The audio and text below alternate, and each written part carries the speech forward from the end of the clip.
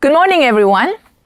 Thank you for attending this presentation entitled Inclusion for All in Sport, a Lifespan and Community-Based Approach.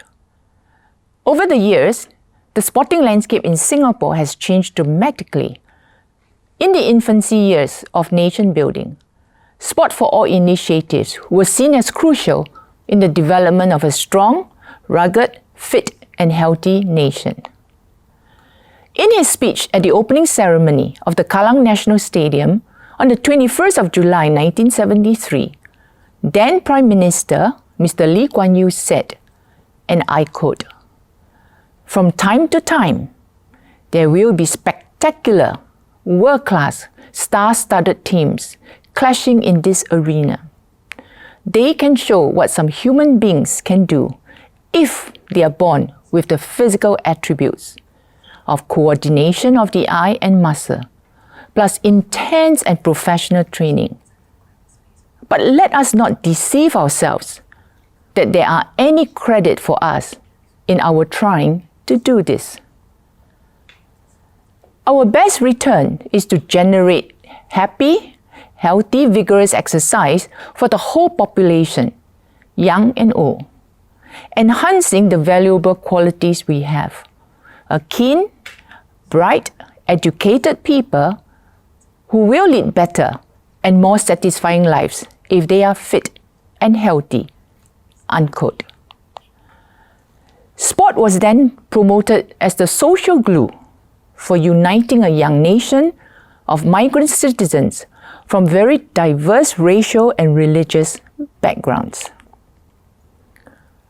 Early sport program participation were very much driven by the sport preferences promoted by the very different migrant communities, as well as by the accessibility to the sports available in those schools, in the race-based communities, and in the playing spaces and resources that were available then. Segregation and inclusion sport participation issues, due to individual-centric characteristics, probably did not rise to the general level of consciousness then. This essentially meant that not everyone was included in sport, and that not everyone was able to access or participate in sports, especially for those with disabilities or with special needs. Fast forward to 2021. Present-day Singapore acknowledges that everyone is entitled to participate in sport, and hence there is a need to go beyond sport for all and to promote inclusion for all in sport. But what does it mean to promote, to support, and to provide inclusion for all in sport? First and foremost, we need to define inclusion. Inclusion is more than just sharing the same playing field, the same playing spaces, and playing parallel next to each other. For example, able and disabled athletes playing parallel, sharing the same space, but not playing together with each other is not truly inclusion. Inclusion in sport, in its most idealistic form, is about individuals with different demographics, with and without disabilities, playing on the same team, in the same playing space with each other as equal partners. Inclusion in sport, therefore, seeks to ensure that everyone has opportunities to train, to play, and to compete together on the same playing fields, courts, and arenas. Inclusion in sport requires everyone to be welcoming and respectful of athletes with very different abilities. Inclusion in sport can truly happen when we are willing to think out of the box and when we are willing to see the hidden potential that each individual brings to the playing field. Inclusion in sport opens up limitless possibilities for bringing different segments of community together to play sport and to bond over sport. Are we ready for inclusive competition? This is Danielle Brown, the first archer to represent England at the able-bodied archery competition at Commonwealth Games. So inclusion in sport also needs to look at competition. Will the day come when Singapore's own world number 1 para archer, Nur Shahida, compete for selection to represent Singapore at mainstream, regional and international archery competitions? So will Nur Shahida compete to try and represent Singapore at the SEA Games and at the ASEAN Games? What does it mean to promote inclusion in sport? It means supporting the individual in the sport that she or he can participate meaningfully and successfully. It means understanding the diverse needs of the individuals in the team and using appropriate pedagogies to coach. It means ensuring that qualified and trained coaches, volunteers, sport providers are available to provide sports for the different individuals and the different diverse groups. Second, we need to define the all in sport. The all refers to everyone, every single person, regardless of race, religion, ethnicity, age, gender preference, sexual orientation. Everyone includes those with and without disability. It also means that everyone, regardless of socio-economic status, regardless of class, regardless of ability, must have equal access to sport. Inclusion in sport also means encouraging individuals and volunteers with different abilities, different demographics to come together to serve together. There are tremendous needs and there are tremendous opportunities for volunteers in the sport ecosystem. As I have always said to anyone, to any potential volunteer, share with us your interests, share with us your expertise, and we will be able to find and to propose to you a role for you to play in the sport ecosystem. I would like to move on now to the second message of this presentation. That is, the need to consider, to support, and to encourage the evolving, changing sporting needs and aspirations of the individuals using a lifespan approach, which is a cradle-to-grave perspective. What does one do in one's early years, and how does one transit from one stage to the other? For individuals with disabilities, with special needs, sport participation and an active lifestyle becomes more challenging when they exit the formal setting, the formal educational setting, especially for those with moderate intellectual disability, autism spectrum disorder, severe physical challenges, and also for those with visual impairment challenges. During the school-growing years, there are support systems in school, and there are sporting programs to engage and encourage sport participation. Many of these students are also able to participate in sporting competitions. Unfortunately, the ability to participate drops dramatically once these students exit the formal educational system. While there are efforts made to try and provide sport opportunities for these students with special needs, whether it is for recreation or for competition, in fact, recreation becomes more challenging as they exit the school system. Sport participation and recreation is crucial for all our special needs individuals to maintain function and mobility and motoric abilities.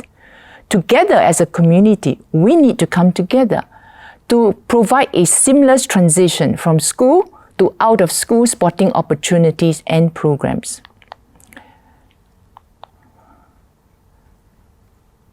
Beyond the school system, we also must find a way to help athletes with disabilities, adults with disabilities, and competitive athletes with disabilities transit from competitive sport to recreational sport. The Singapore Disability Sports Council, Special Olympics Singapore, and the National Disability Sports Associations need the support of Sport SG, Active SG, sport cares, and other NSAs to support this adult athletes' transit. Again, a whole of community approach is therefore needed to ensure that athletes with disabilities and retired disabled athletes remain active and engaged in sports for their physical, psychological, and social-emotional well-being, as well as for rehabilitative purposes. We must advocate and we must promote active and healthy aging for athletes with and without disabilities. I would like to propose that the Ministry for Culture, Community and Youth, MCCY in short, Sport Singapore, Sport Cares, Active SG, the Ministry for Social and Family, the Ministry of Education, the respective social service agencies, our donors, our volunteers, our parent support groups, that we can all come together and join hands to activate a whole of community approach to support the respective special schools and the respective social service agencies in transiting these special need athletes by supporting their alumni sport clubs within the very respective schools and workshops that they graduate from, so that they have a place to return for their sporting and recreational needs. An inclusion for all in sport philosophy requires all of us to think out of the box, so as to how we can ensure inclusion of all athletes in sport. It is not about mandating or forcing all sports to include all athletes with disabilities onto their playing fields and their teams. It is about finding the appropriate sports and the appropriate sporting fields where meaningful partnerships and meaningful relationships between individuals with different needs can be facilitated and nurtured. I am my brother's keeper. You are also your brother's keeper. Every one of us have a role to play in creating an inclusive sporting environment where everyone, regardless of ability and individual differences, is welcome and embraced. For those of us who have retired our sporting attires, there are still many roles that we can play to support and to champion inclusion for all in sport. For those of us working or teaching in mainstream or special schools, we have a role to play in nurturing our students' sporting interests and talents so that they can find joy and grow through sport. We have a role to play in facilitating and encouraging students with and without disabilities to come together to train and to play together on the same field.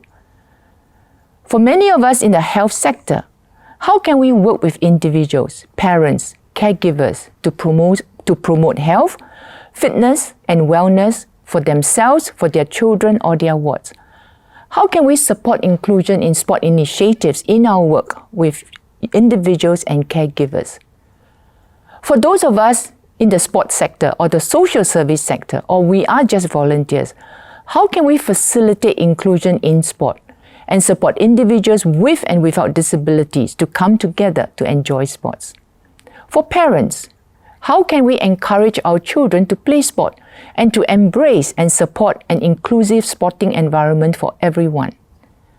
I am going to pause for a few minutes now, and I'm going to request for you to write down how you have supported the sport ecosystem for inclusion for all in sport.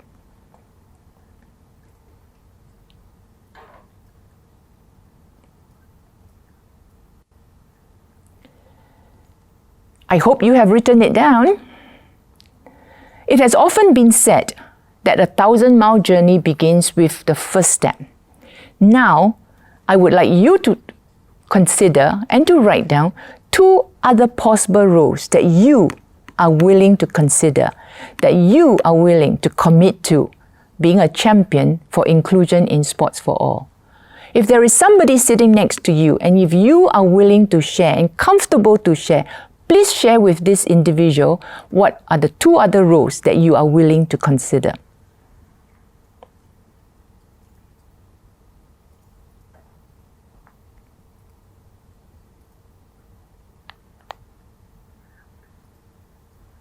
I hope everyone has been able to list out 2 possible roles that you would like to take on or to volunteer. Together, let's build a community of care to support each other on life's journey. If you are able and willing, please join me and read this together with me. Are you ready? I expect to pass through this world but once. Any good thing, therefore, that I can do, or any kindness that I can show to my fellow creatures, let me do it now. Let me not defer or neglect it, for I shall never pass through this way again. Let's invest in lives. Let's lend a helping hand, because the return on investment will be life-changing, and lives change. Thank you for your kind attention. Have a great day.